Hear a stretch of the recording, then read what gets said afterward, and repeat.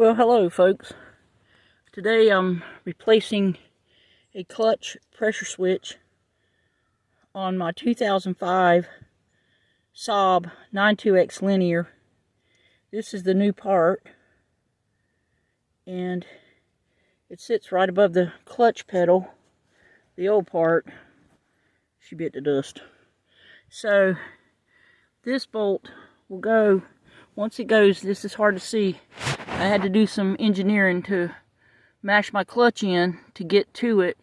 I used my paint roller extension, and if I can get this under here where you can see, I'm not sure at this angle because I have to have both hands, but it goes right behind that guy there, that little switch. So it goes right back in there, and then the wire clips back in. Let's see how this goes. Well, here we have it, folks. It's the moment of truth. That's the sweet sound right there.